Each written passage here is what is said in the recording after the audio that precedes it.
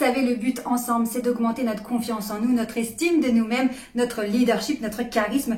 Bref, tous ces paramètres qui font que vous allez pouvoir reprendre le contrôle de votre vie, avoir de meilleures relations, atteindre tous vos objectifs, mais toujours en vous sentant bien dans vos baskets, puisque l'objectif ultime, en tout cas le mien, c'est de kiffer la vie.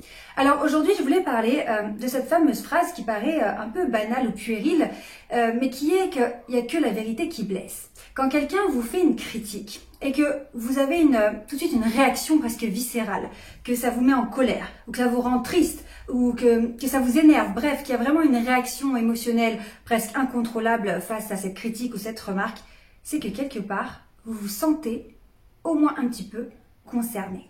Ce qui signifie que finalement, la personne a mis le doigt sur quelque chose qui vous pose problème ou quelque chose sur lequel vous vous remettez en question ou vous n'êtes pas sûr de vous. Pourquoi ? Si vous n'êtes pas du tout concerné, prenons l'exemple très simple de quelqu'un vous dit qu'il n'aime pas vos cheveux qui sont roses. Si vous n'avez pas les cheveux roses, à un moment donné, mais tu dis n'importe quoi. Enfin, c'est hors sujet. Enfin, tu parles de mes cheveux qui sont roses, mais j'ai pas les cheveux roses, donc ça ne me touche pas du tout.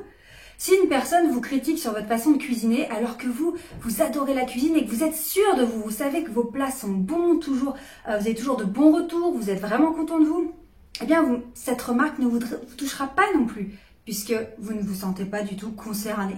Bref, maintenant, si quelqu'un vous fait une remarque et que ça vous fait mal, que ça vous blesse, vous réagissez fortement, vous mettez en colère, vous ne vous contrôlez plus, ça vous rend dingue, ça vous met dans une rage folle, ou vous trouvez ça injuste, ou même vous trouvez la personne très méchante. Mais pourquoi elle me dit ça? Qu'est-ce qu'elle essaye de faire? Elle essaye de me rabaisser, elle est méchante, etc. Et vraiment vous mettez en statut de victime, c'est que quelque part, la personne a touché un point sensible.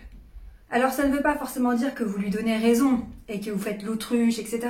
Mais ça peut vouloir dire que y a un truc sur lequel vous n'êtes pas vraiment sûr de vous. Puisque si vous êtes sûr de vous, prenons un autre exemple, vous savez que je suis coach en prise de parole en public. D'ailleurs, regardez sous cette vidéo, vous avez des formations de dingue. Je vous ai vraiment préparé des trucs de fou. Donc regardez sous cette vidéo, dans la description, vous avez des liens, cliquez, vous avez accès à des masterclass, à des formations gratuites, donc profitez-en. Par exemple, si je sais que je suis fort à l'oral, que j'ai toujours des bonnes prestations, que je m'exprime bien, que les gens m'écoutent, etc., que j'ai des bons retours, je suis sûre de moi, j'adore faire ça.